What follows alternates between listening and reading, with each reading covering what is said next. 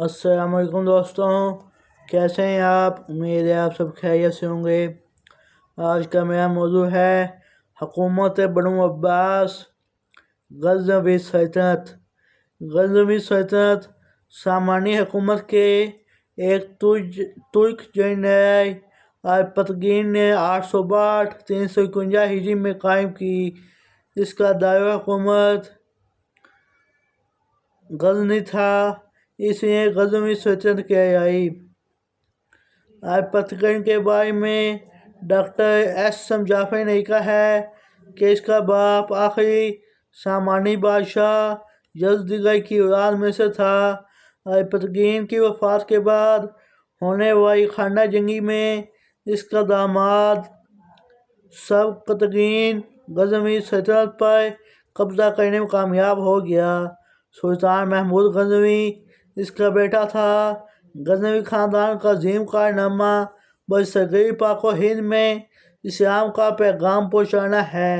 लाहौर की बरहमन शाही हुकूमत ने अमीर पतगीन के ज़माने में गजनवी सल्तनत पर हमला किया, लेकिन शिकस्त खाई और इसे काबे गजनवियों के हवाले करना पड़ा।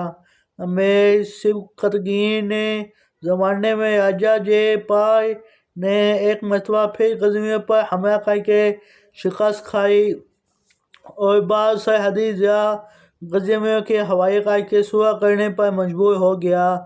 ताहम लाहौर पहुँचते ही मुआहदा से मुनहरिफ हो गया और दिल्ली, अजमेर, करनजर और फतूज के राजाओं को अपनी मदद के लिए पुकारा और इनकी फ़ौजों को साथ लेकर एक मरतबा फिर गजनवियों के मुकाबले पर आया। सबकतगीन ने इनकी मुत्तहिदा फ़ौजों को सिंध के किनारे शिकस्त दी और राजा जयपाल ने ख़राज अदा करने का वादा करके जान बचाई। 998 में सुल्तान महमूद गजनवी अपने बाप का जानशीन हुआ। इसको लाहौर की बुरहमन शाही हुकूमत के खिलाफ जंग रियासत में मिली थी। राजा ने पेशावर और यमगान जलालाबाद वापस लेने की कोशिश की और 1001 में महमूद से शिकस्त खाई। इसके बाद महमूद ने इन सब राजाओं के खिलाफ कार्रवाई का फैसला किया जो इसकी मदद कर रहे थे।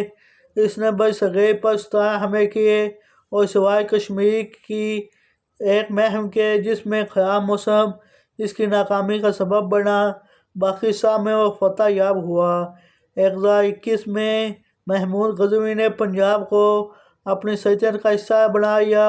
1025 में इसने हिंदुओं के मुक़द्दस मकाम सोमनाथ पर हमला किया जो गुजरात का थियावार था और शिवजी तबाही का देवता के बुत को भी तोड़ डाला।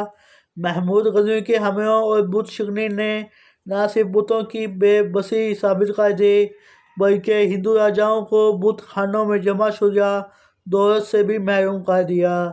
पंजाब के मुस्लिम हुकूमत में शामिल होने से सूफियाए क़याम को बरसगीर में आकर इस्लाम के इरशाद का मौका मिला। ताहम महमूद गजनवी की असल हुकूमत वस्त एशिया में थी जहाँ इसके हम नस्ल लोग रहते थे। गजनवी हुकूमत सुन्नी थी, अगरचे इस वक्त बगदाद पर अरबोइया का कब्ज़ा था जो मज़हबन शिया थे। ताहम गजनवी हुकूमत का रौब इतना था कि वो ख्वाहिश के बावजूद अब्बासी खलीफा को माजूर करके फातिमा खिलाफत कायम ना कर सके। गजनवी हुकूमत 1186 तक कायम रही और गौरियों के हाथों ख़त्म हुई।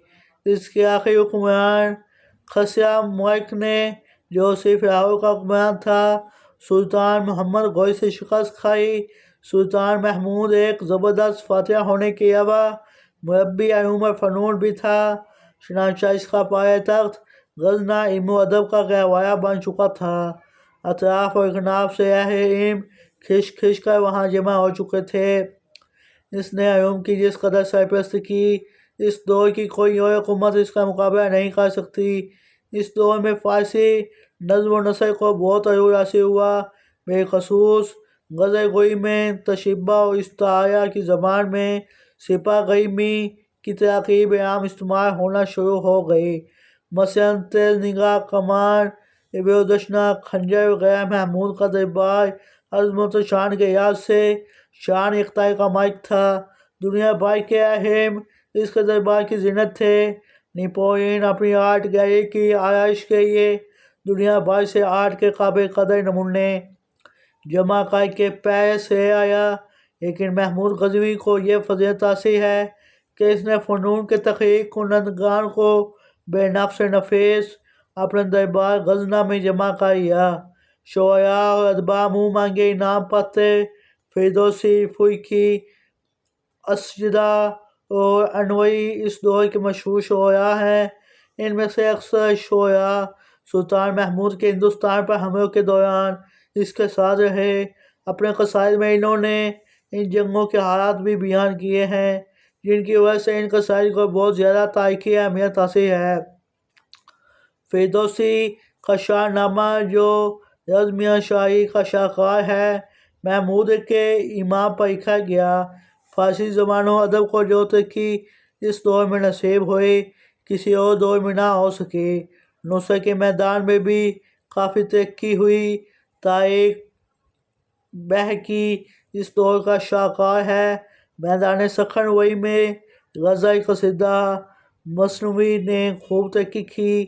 خلیفہ نے محمود غزنوی کو یمن الدویہ کا خطاب دیا۔